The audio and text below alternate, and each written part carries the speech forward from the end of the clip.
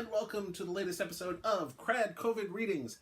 I'm Keith R.A. DeCandido, reading my writings on Trek Tuesday to help make the pandemic palatable. Continuing with my reading through all my works in the Star Trek Starfleet Corps of Engineers series, we are now on part 3 of book 2 of Invincible, the two-part story that I wrote with David Mack back in 2001. It's a solo adventure featuring Commander Sonya Gomez. I've mentioned this here, of course, before, but just to remind everyone who Commander Sonya Gomez is, we actually saw her on 2 episodes of Star Trek The Next Generation in its 2nd season. Played by Lisha Naff, Gomez was the ensign who spilled hot chocolate all over Captain Picard. She's probably best remembered for that. She's the main character of the Corps of Engineers series and takes a solo hit here in particular. At this point, it's 10 years later, and she doesn't spill hot chocolate on her superiors anymore, and she's now First Officer of the Da Vinci and head of their Corps of Engineers team. It's a lot of fun developing that character. I was really disappointed that she did not become a recurring character. The actor who played Gomez, Lisha Naff, also appeared in the pilot episode of the Flash TV series starring John Wesley Shipp, and she's probably best known for playing the 3-breasted hooker in Total Recall in 1990. And I have a sneezing cat over there. So, anyway, without further ado, here is part 3 of book 2 of Invincible by David Mack and Keith R.A. DeCandido.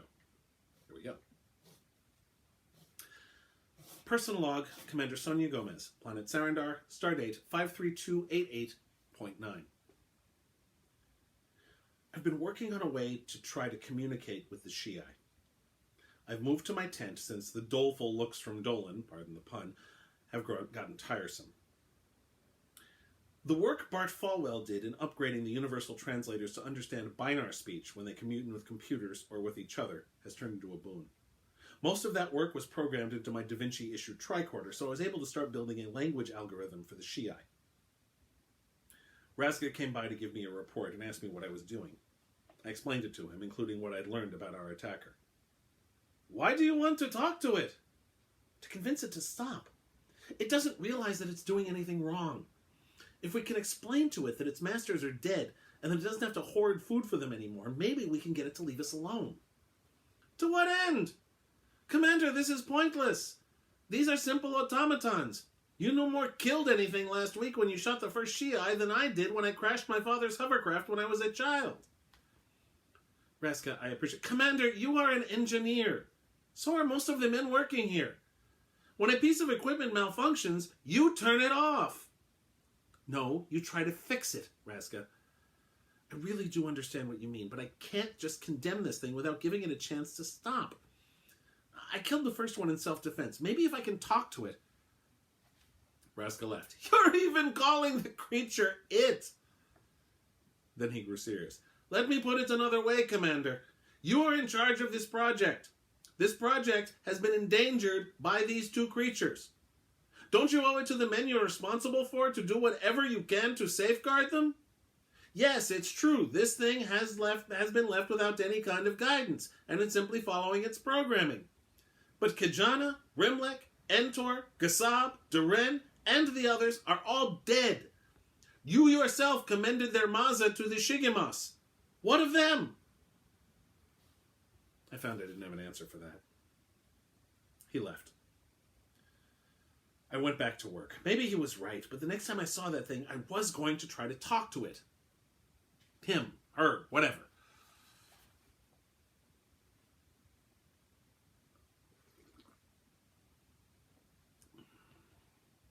First Officer's Log, Commander Sonya Gomez, Planet Sarindar, Stardate 53289.1.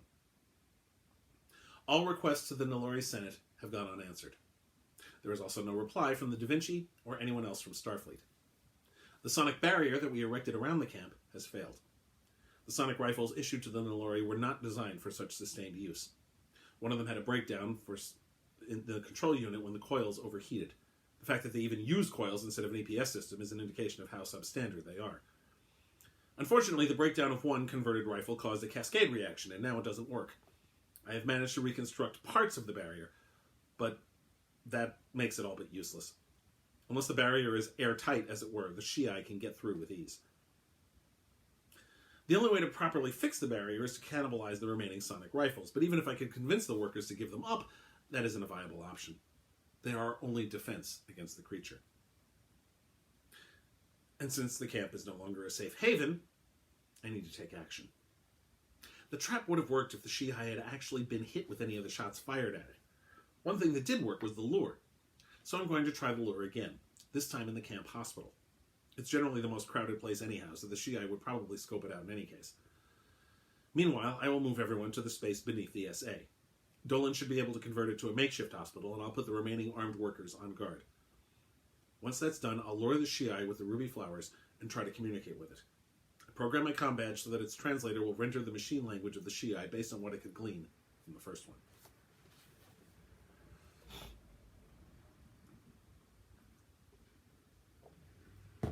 Letter from Razka on Sarindar to Marek on Nalor. 15th day of Sendrek, 23rd year of Tog. My wife. Yes, another letter. Because once again I have been reminded of my mortality. Once again I ask you to kiss my children for me before reading the rest of this letter.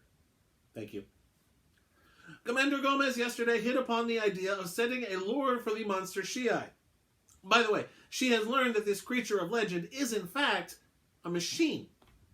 It was programmed by strangers who came here on an expedition. The expedition members died, but the two shii lived on. These strangers fed on the brains of other living creatures. This is why the monster shii takes the heads of men. They are gathering food for their dead masters. Tragic in a way, especially given the number of good men who had to die. In any case, Commander Gomez decided to lure the creature. A previous attempt to trap the monster failed, but she did succeed in luring it with a Glemnar flower.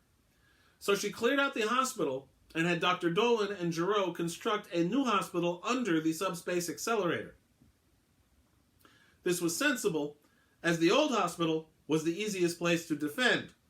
The new hospital will be even easier to defend, so all the wounded and sick, the doctor, and all the remaining healthy people were moved to the new hospital. Commander Gomez remained behind at the old hospital. She liberally spread the Glemnar flowers and waited. She felt that the monster shii would come to the hospital. Her plan was to try to talk to it. She thought she had come up with a way to do so. At least she was not foolish enough to try this without backup. She was armed with her Starfleet sonic rifle. All she had to do was wait until the monster came. We would wait in the hospital until it was safe. That, at least, was the theory. Unfortunately, the practice proved somewhat different. We had very few sonic rifles left. Mine, having gone completely unused since I was issued it, was one of them. Those of us who were armed stood guard at the two entrances to the hospital. One led to the dish, the other to the underground tubing. I was stationed, along with Giro, at the dish entrance. The other four were at the tubing entrance. This made sense. Giro was not a very good shot, and you know what I'm like with a weapon. It was very unlikely that the shii would come in through the dish, as it would have to climb up onto it and then slide to its center. The tubing provides a more direct access. That, therefore, had the best guard. Not that we thought it would matter, of course. We all assumed that Commander Gomez's plan would work. Well, actually, I assumed that. So did Giro.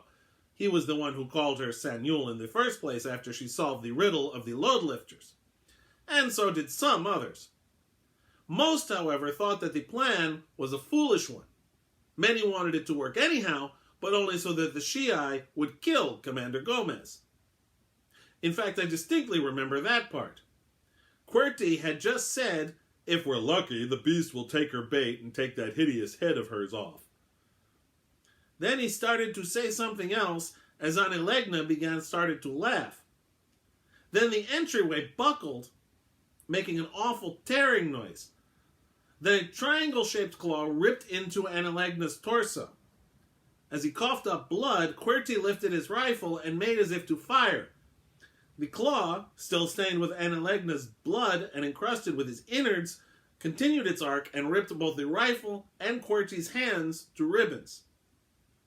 Next to me, Gero aimed his sonic rifle at the door.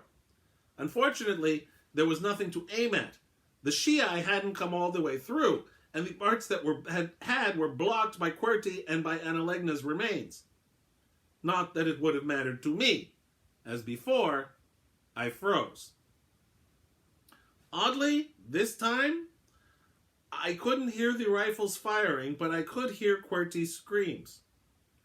People closer to me than he was were saying things. I think Dr. Dolan cried out, and several people ducked under their beds. But I didn't hear that. The shii ripped through the rest of the doorway, but I didn't hear that either. I continued to hear QWERTY's screams, though. Once he had a clear shot, Gero fired his rifle. So did one of the other guards at the door. The second guard's rifle literally exploded in his face. That I did hear, as well as his screams intermingled with QWERTY's. A hole seemed to open up in the shii's torso, but it didn't slow down. It sliced the head of the first guard clean off, while the second guard continued to scream in pain. Then it got quiet for a moment. I noticed that the shii had cut QWERTY's head off as well. Suddenly, sound exploded in my ears. Dolan telling everyone to take cover. Gero screaming for me to shoot. The second guard still screaming in agony. And I still couldn't move. Couldn't fire my weapon. Couldn't speak. I wanted to, Merrick. That's the worst thing. As loudly as Gero was screaming at me, I was screaming at myself. I tried to motivate myself to do something, but I could not budge. I told myself that the deaths of Kajana, Kelrek, Duren, Entor, and all the others had to be avenged. I told myself that others would die at any moment. I told myself that Commander Gomez had said that I was the only one she trusted. But mostly, I just thought about how I was going to die. And I was so frightened of that possibility that I could do nothing but think about it. And so fear continued to grip me as the shii decapitated Kani and Rimlek. Both of them had been attacked by the other shii, which Commander Gomez had killed. Though they had survived, they had been left comatose. Now they too were dead. Gero leapt down from our guard post at the doorway and shot the creature again. It had started to bleed mercury as the other one had, but its wounds did not seem to stem its horrific tide. With one slash, it cut Gero's body in two. Then Dolan, the Galamite doctor, ran up to it. Dolan is not what I would consider a brave man. In fact, I would mostly consider him a fool. Like all Galamites, he has a transparent head, so you can see his brain. Someone used to joke that he wore a hat so no one would know how small that brain truly was. The sad truth is, he wore the hat because Kajana threatened to kill him if he didn't. In any case, Dolan ran up to the shii. He was armed only with some kind of edged instrument. He stabbed the creature in an odd place. It was right in the creature's lower thorax, probably where its stomach was. After the doctor did that, the shii cut his head off too. His head lay on the floor, the hat having fallen off. I could see his brain. It was not small. In fact, it seemed rather large. Then the shii collected all the heads it had severed. I noticed that all the wounds that had been inflicted on it had healed. Well, almost all. The one Dolan had inflicted continued to drip mercury even as it collected heads. When it was done, it tucked the heads under a foreleg and then it ran out the way it came. Slowly, people started to come out from under the beds and tables. The floors were awash in blue from all the blood. Some red was mixed in from the doctor. A moment later, Commander Gomez ran in. She asked, "What happened?" "Some mad fool burst out laughing at that absurd question. It took me a moment to realize that I was that fool. I continued to laugh while someone else, I believe it was Moranol, explained that the shii had come through and killed 15 more people. The odd thing is, I hadn't even noticed all the deaths. But I certainly wasn't going to contradict Moranol. I am now sitting in my tent. I am not sure if I'm ever going to leave the tent again. I have now had my rifle for almost an entire year. It has gone unfired this whole time. Could I have made a difference either in the cave or in the hospital? Probably not. But perhaps I might have helped save a life or two. It is obvious that I am not worthy to live when so many good men like Kajana and Dolan and Jarreau have died. Tell my children that I love them, Merrick, and tell them that their father is a coward and a fool. Best regards, your unworthy husband, Raska.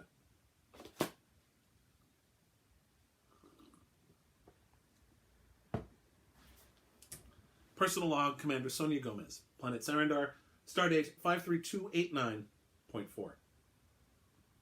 I'm a complete idiot. I made the biggest mistake you can make, humanizing a machine. Well, maybe animalizing is more accurate, but I should have realized that my idea wasn't going to work. The ruby-like flowers weren't what lured the shii to the trap in the first place. It was the 3 Nalori. It was looking for more food to collect for its masters because it's a machine. Machines do what they're programmed to do, and this one is programmed to kill animals and decapitate them so their masters can eat. So naturally, when you collect everyone in one spot, that's where it's going to go. God, it's like I'm a green ensign back on the Enterprise again. And now 15 more people are dead, and it's my fault. I'm supposed to be in charge, and all I've done is get people killed. One of the workers, I don't even know his name, just came in and asked me to perform the funeral rites again. I was surprised at this, but he said something that surprised me even more. It's not your fault, Commander. It's ours. We fooled ourselves into thinking you were the Sanyul, that you had lifted the curse of this miserable place. But you are, in the end, just a woman, as you yourself told us all along. You did not wish us to call you Sanyul, and we should have listened. Instead, we are simply all victims of the curse of Sarindar. With that, he left. I wish it made me feel better, but it doesn't even come close. I failed in my duty here. And it's past time I made up for it. To be continued next week. Please come back next week and watch part 4. Please subscribe to the channel if you haven't and watch some of the older videos. It's going back better part of a year, actually over a year now, with lots and lots of different works of my short fiction. Please check me out online, DeCandido.net, which has links to all my various social media, Facebook, Instagram, Twitter, links to my Wikipedia page, to this YouTube channel, to my writings for Tor.com, where I write about pop culture regularly, as well as ordering links for my most recent books. Check me out. I have a blog at DeCandido.wordpress.com, which I update fairly regularly. And you can support me on Patreon, where I write TV and movie reviews and vignettes featuring my original characters. I also provide excerpts from my works in progress, as well as first looks at my first drafts, and cat pictures, which are awesome. That's at patreon.com/KRAD. Thank you very much for watching, and I'll see you next week. Please, stay safe. Bye.